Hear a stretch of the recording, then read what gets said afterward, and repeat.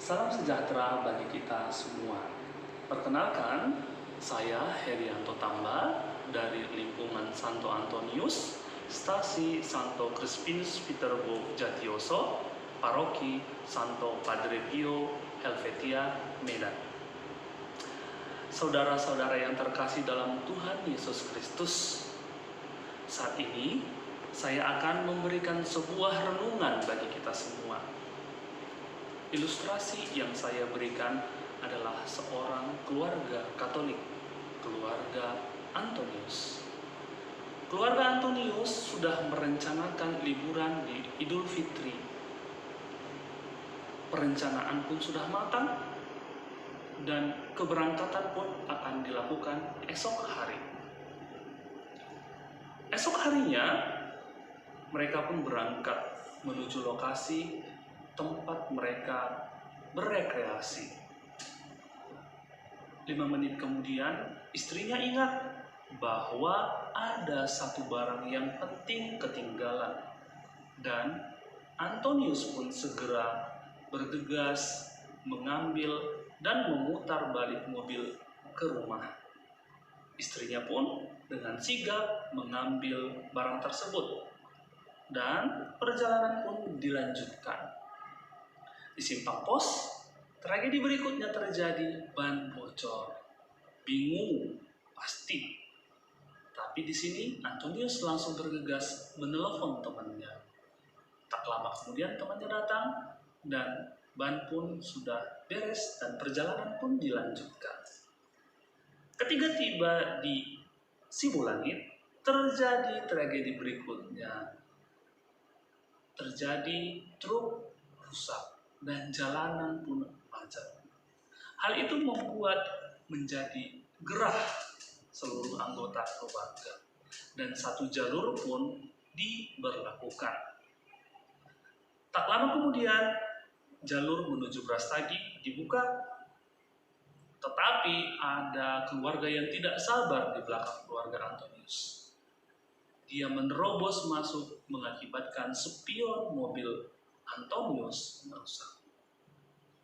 Antonius pun bergegas menemui keluarga tersebut dan terjadi negosiasi dan perjalanan pun dilanjutkan. Rasa penat, rasa letih sudah memang dirasakan.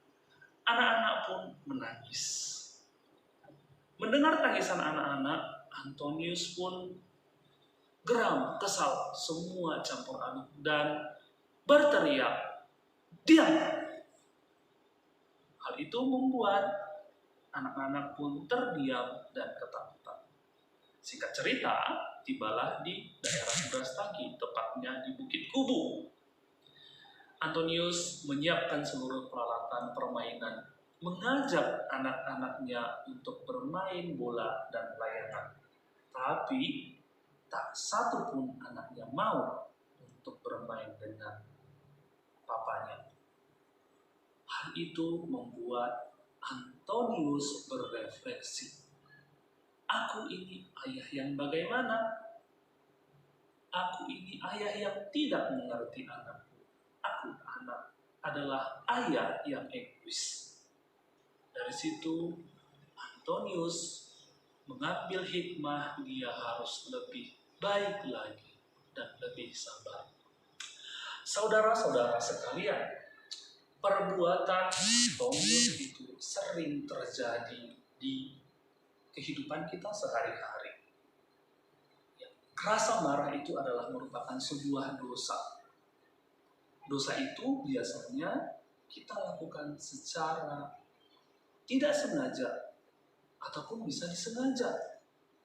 Ya, ingat, dosa itu adalah kesalahan yang krusial di mana manusia dianggap melanggar rencana Tuhan.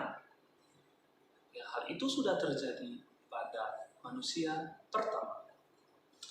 Saudara-saudara sekalian, tidak ada manusia yang tidak berdosa, namun itu sudah ditebus oleh sengsara Yesus Kristus di salib. Mengapa kita berdosa? Itu perlu kita ingat. Itu adalah bisikan-bisikan iblis. Sebagai contoh, halo, tidak apa-apa kamu berbuat dosa, kamu korupsi, kamu tidak membantu orang, kamu berbohong kecil-kecilan, asalkan semuanya merasa senang. Tapi setelah kejadian itu kita sering merasa bersalah, berdosa. Aku ini seorang koruptor, aku ini apatis, aku ini pendendam, aku ini pembohong. Maka karena kegiatan itu sering kita lakukan, kita perlu mendengar atau membaca nasihat dari kitab Sirat. Sirat 17 ayat 25 sampai 32. Ayat yang saya ambil di sini adalah ayat 25 sampai 27. Bunyinya, tinggalkanlah dosa-dosamu, datanglah kepada Tuhan, berdoalah di hadapannya, dan jangan berbuat dosa lagi. Kembalilah kepada Tuhan, dan hendaklah kamu bersungguh-sungguh membenci kejahatan.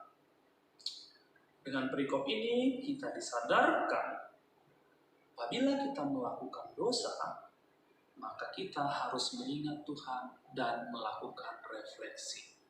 Ini relevan dengan kehidupan Santo Agustinus. Di masa mudanya, dia bermain dengan dosa. Tapi dengan bantuan ibunya, Santa Monica, dia menjadi berubah dan menjawab panggilan Tuhan dan menjadi seorang biarawan. Saudara-saudara sekalian,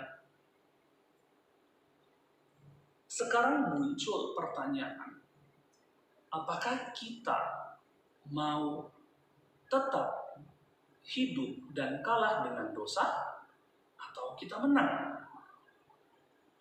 Apakah kita peka terhadap panggilan Tuhan? Entah itu kita sebagai keluarga, anak, ayah, ibu, atau dalam profesi kita, atau sebagai biarawan, biarawati. Semoga renungan ini yang saya sampaikan menginspirasi kita semua dan kita semakin teguh dalam iman serta peka dalam menjawab panggilan Tuhan. Terima kasih.